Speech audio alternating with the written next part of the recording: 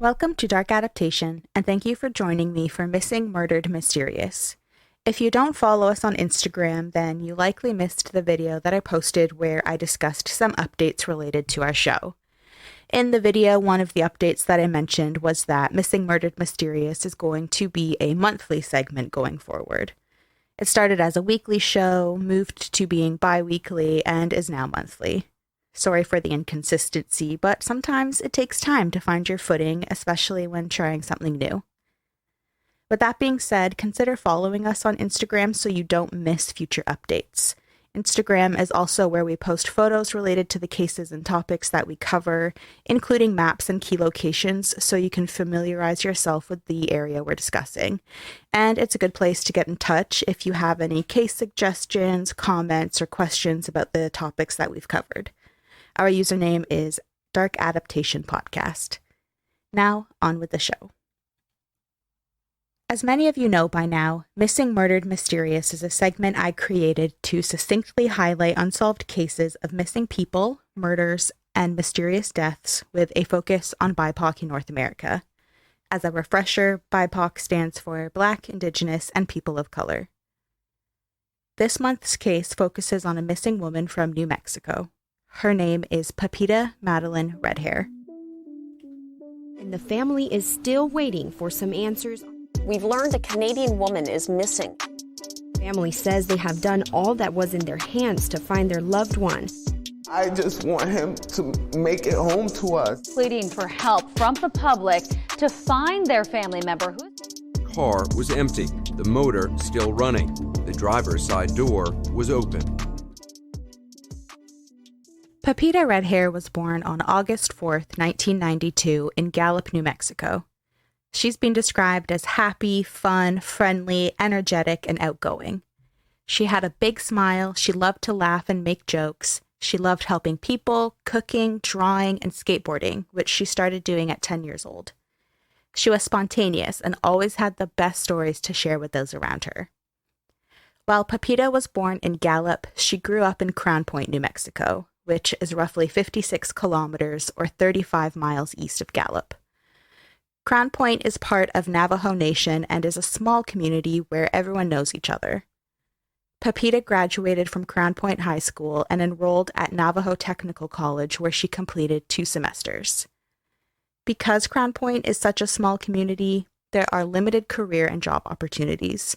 So at some point in the early 2010s, Pepita moved roughly 150 kilometers or 94 miles southeast to Albuquerque, where she lived with her boyfriend, Nick Kay, at 1000 Clement Court Southwest, which is in the southwest part of the city near the edge of town.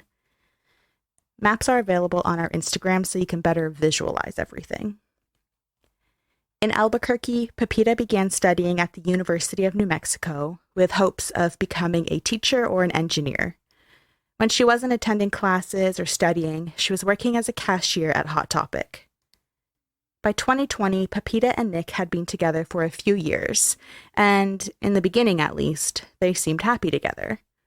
They were described as being affectionate, loving, always holding hands, laughing, and Pepita said positive things about Nick and their relationship. She even talked to her sister, Shelda, about marriage and asked questions about Navajo customs.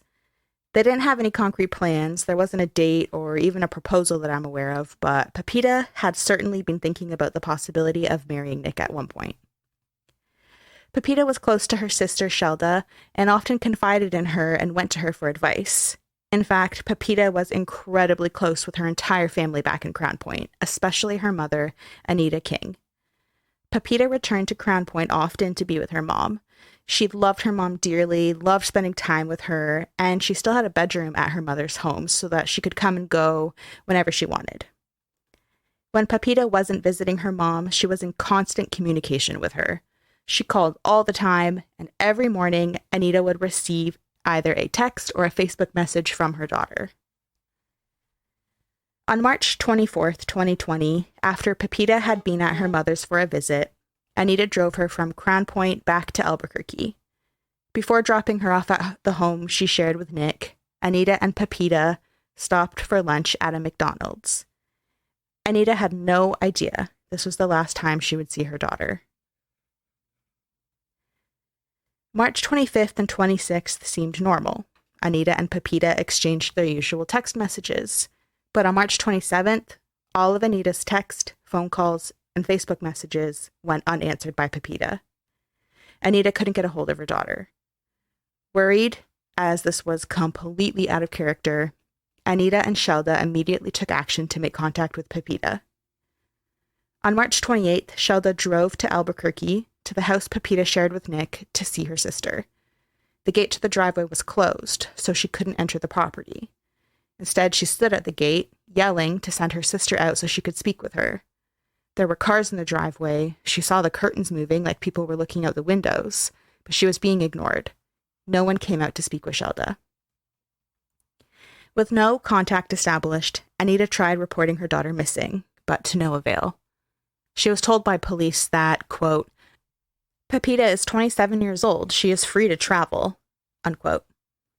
You might think these reactions are a bit overboard or hasty, but Shelda and Anita had a right to be immediately concerned. Recently, Pepita and Nick's relationship had been going downhill. There were reports of violence in the relationship, and records indicate police responded to domestic disturbance calls to the residence. One incident report stated in summary, quote, Nicholas K. and his girlfriend, Pepita Redhair, were involved in a verbal argument. Both parties denied any violence during the incident. Nicholas left the residence for the evening to avoid further incidents, unquote. While this argument didn't appear to have any physical violence, that wasn't the case recently. I mentioned that the last time Anita saw Pepita was when she drove her home to Albuquerque after visiting in Crown Point for a couple of days. The main reason she went to Crown Point this time was so she could take some space from Nick, who had assaulted her. Pepita had a swollen black eye and a fat lip from where he had beaten her. Before driving her home on March 24th, Anita had begged Pepita to stay in Crown Point with her, to leave Nick because she didn't deserve the abuse. Anita expressed that she was scared the abuse would escalate, and questioned why Pepita would stay in an abusive relationship. But Pepita was loving and forgiving and sweet, and hoped that his behavior would pass. Plus, she loved Nick. As we've sadly discussed many times on Missing Murdered Mysterious, abusive relationships are incredibly toxic, and it's never easy to leave. I go in depth about abusive relationships and how difficult they are in our first episode of Missing Murdered Mysterious, case number 1 on Ada Elaine Brown. So please make sure you listen to that episode and all of the Missing Murdered Mysterious cases we cover. After 3 days of not hearing from Pepita, Anita texted Pepita on March 30th, saying, quote, Sweetie, please call me. Where are you? Anita was thrilled when she finally got a response, but those hopes were immediately dashed when she read the text message. The person who responded explained that he wasn't Pepita. He was some homeless guy who just bought the phone from some random guy. Horrified, Anita called Nick, hoping to get some answers. When she finally got a hold of him, he told her that Pepita had left 3 days earlier, on the 27th around 11 in the morning. He said he and his father had gone to a Circle K, and when they came back, she was gone. Every fiber of Anita's being had been telling her something was wrong, and now her worst fears were coming true. Her daughter was missing, and on top of that, she was without her cell phone, which was now in the hands of a total stranger. If you're hoping I'll have answers for who sold this guy the cell phone and how it left Pepita's possession, I'll spoil it for you now. I have no idea. In fact, no one seems to know. It's all part of this frustrating mystery. Anita went to the Albuquerque Police Department again to report Pepita missing. But again, she was told Pepita is allowed to be missing. She's a grown woman. She probably took off or ran away for a bit. They told the family to give it some time. She'll come back or reach out when she's ready. The family said this was ridiculous. Even if she was off somewhere, she was always in contact. She was always reachable. Now she's vanished, and her cell phone is literally in the hands of some random guy. They knew something was wrong, but no one was listening to them, and Albuquerque PD seemed to want to pass the buck instead. Since Pepita is originally from Crown Point, Albuquerque, PD recommended the family call Navajo Nation Police Department to handle the disappearance. When they did this, they were told that since Pepita is missing from Albuquerque, it's out of their jurisdiction. Therefore, it fell back on Albuquerque PD. Darlene Gomez, who is an attorney and advocate for missing and murdered Indigenous women, speculates Albuquerque PD were reluctant to handle Pepita's disappearance because they didn't take it seriously. She says she believes that Albuquerque PD ran Pepita's name in their database and saw that she had a minor infraction from 2015 for public intoxication and trespassing, so they potentially assumed that she wasn't missing, but instead was out drinking and roaming the streets and would be back in touch when she wanted to be. Therefore, there was no reason to waste resources and take a missing persons report on an Indigenous woman who was likely on a bender somewhere. Albuquerque PD has remained adamant that this wasn't the case at all. They've said they, quote, investigate all missing person cases with a high level of care and concern, unquote. And they weren't assuming anything or judging anyone. Realizing that they weren't going to get anywhere with law enforcement or be taken seriously, Pepita's family took matters into their own hands. They started a Facebook page called Where is Pepita Madalyn Redhair, with the goal of spreading awareness and to, quote, put pressure on detectives. On this page, they asked people to be vigilant, to keep their eyes peeled for Pepita, and to, quote, make the call if they think they see her or have information that could help the family find her. The family used their own money to offer a reward for information that brings Pepita home. They made calls to her friends. They used their own money to print out flyers with her information on it and hung them up and passed them out all over Albuquerque. They spent days walking the streets, spreading the word about Pepita's disappearance and looking for any sign of her. On April 4th, 2020, the family, friends, and other volunteers searched the West Mesa, which is near where Pepita and Nick lived, wondering if she was out there somewhere. For those unfamiliar like I was, the West Mesa is an elevated landmass to the west of Albuquerque. It stretches from the Pojito Mesa, which is southwest of Albuquerque, north to Bernalillo, which is north of Albuquerque. I tried my best with those pronunciations.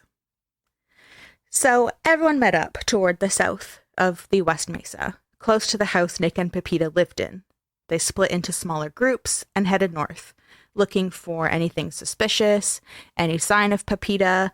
They grabbed sticks so they could poke through trash, but sadly, the search was fruitless. The family even called newspapers and local TV and radio stations for help spreading Pepita's story, but no one responded to their pleas for help. There was also a minimal response from the public. People hadn't seen her. Then, in May 2020, 2 months since she disappeared, Anita received a tip from a woman who said she saw Pepita at City Park. Anita and Shelda Googled City Park, and a bunch of locations came up for parks around Albuquerque, so they went to all of them and searched. But sadly, they found no sign of Pepita. They Googled City Park again to make sure they had searched all of the parks they could, but this time they noticed that a hotel popped up named City Park. Thinking maybe the woman meant she saw Pepita at the hotel and not a literal park, they went to this place to check it out. They described this place as sketchy. They said when they pulled up, they saw men posted up in various locations around the building, watching their every move. When they tried to enter the hotel, the owner, or whoever was managing this place, was angry and was telling them to get out of there. The whole scene sounds so creepy, but it gets sketchier. As they drove around the parking lot, looking around, they noticed people watching them through the windows. As they pulled around back, they saw a line of vans, parked in a row, and described them as being from all over the place.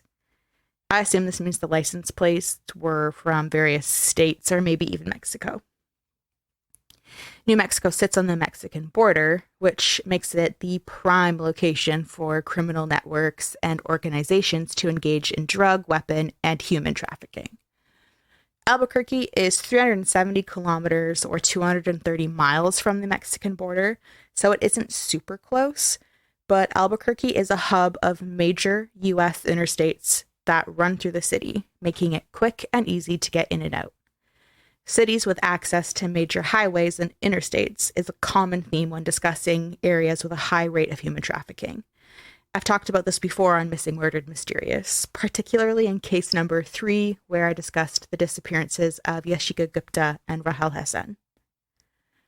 New Mexico Attorney General Raul Torres says law enforcement has seen many instances of human trafficking, and they have identified locations and, quote, stash houses across New Mexico, including Albuquerque, where people have been held against their will to be trafficked for sex. Locations like this sketchy hotel that Anita and Shelda came upon could be used for various nefarious activities, including human trafficking, and they feared that Pepita might have been abducted and forced into sex work. While there's no definitive proof this is the fate Pepita met, it's a statistical fact that women of color are at a higher risk of trafficking. Again, listed to case number 3 of Missing, Murdered, Mysterious.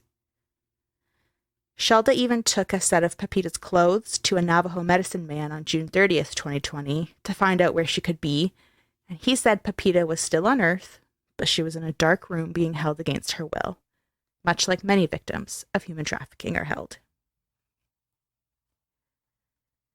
While the theories that Pepita was a runaway or had been trafficked were prevalent and sadly realistic, her family believes Nick is responsible for her disappearance, or at the very least knows what happened to her.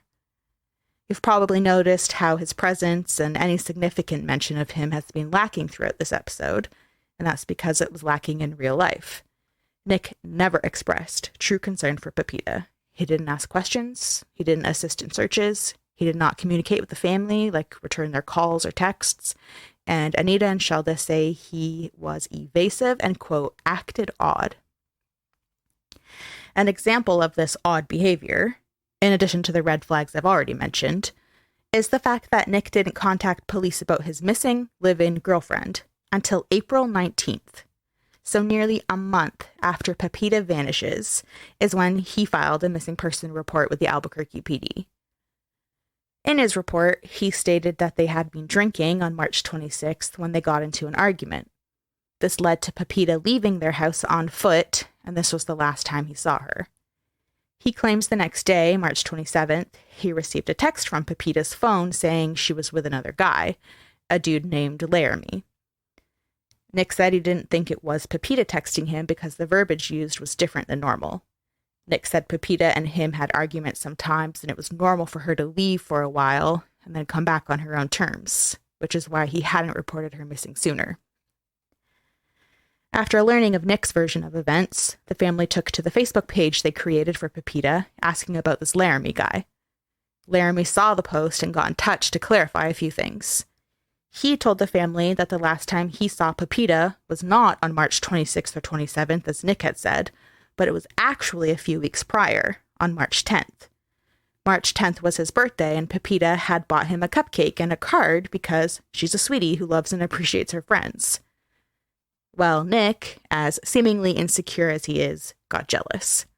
Laramie, who was about 10 years older than the couple, wanted nothing to do with the childlike drama, so he took some space from them.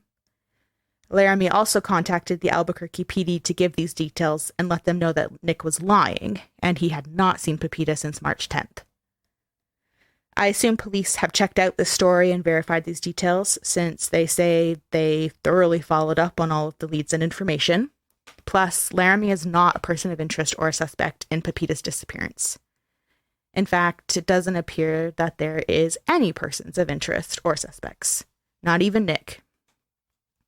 Nick's version of events, by the way, have never been confirmed or substantiated in any way by law enforcement. Plus, there's noticeable differences in his stories. He told Anita that he and his dad went to Circle K, and when they returned, Pepita was gone. Yet he tells the police that he and Pepita got into a fight, and she left and never came back. He remains distant from police and Pepita's family, so who knows what the truth is.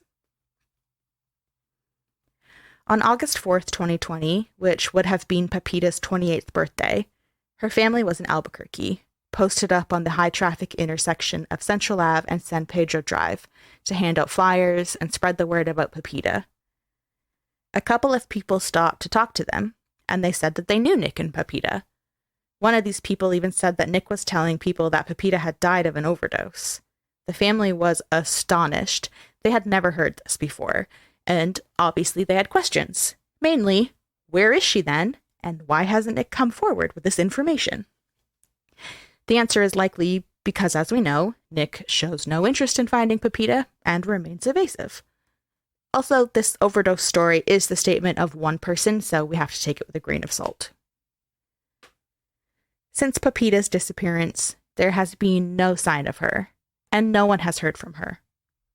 To raise awareness for her missing sister, Shelda held a rally in Albuquerque on October 3rd, 2021. Pepita's family held another rally on June 4th, 2022. The family believes Pepita's boyfriend, Nick K., is responsible or involved in her disappearance, but as we know, he has not been named a person of interest, let alone a suspect. Anita says that her gut tells her that something happened in the house the couple lived in on Clement Court, and she knows there are people out there that have information. The last time the family spoke with Nick was sometime in May 2021, when Anita went to his house to gather Pepita's belongings, and he's been silent ever since. At the time of her disappearance, Pepita was described as a 27-year-old Indigenous woman with brown hair and brown eyes. Today, she would be 31 years old. She stood at 5'1" and weighed 141 pounds. Pepita has 2 beauty marks on her chin and a scar on her left eyebrow. She has the following tattoos: a moon with lightning on her left leg, a butterfly on her shoulder, a dinosaur or dragon on her right arm, a koi fish or dinosaur on her left arm, and her last name, Redhair, is on her body in an unknown location.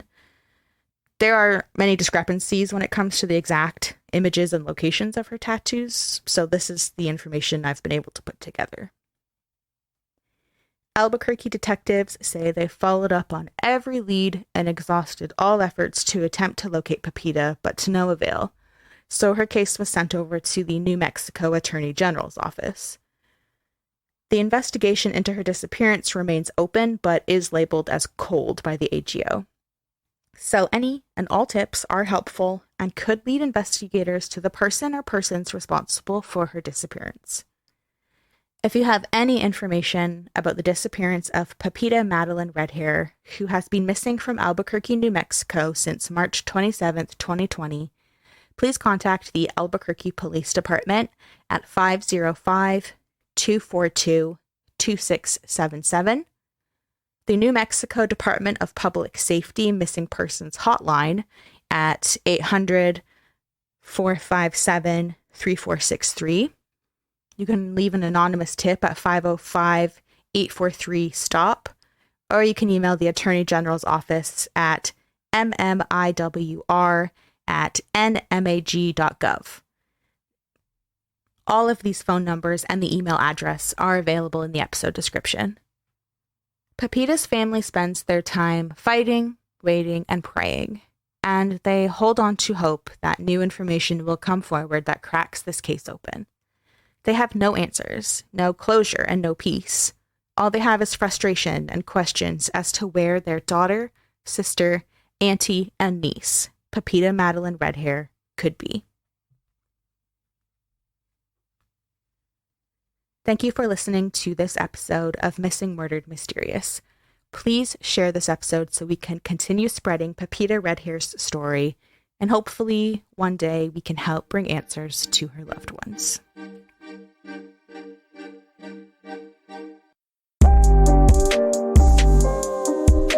Call it the missing white woman search syndrome. If there's a missing white woman, we're going to cover that every day.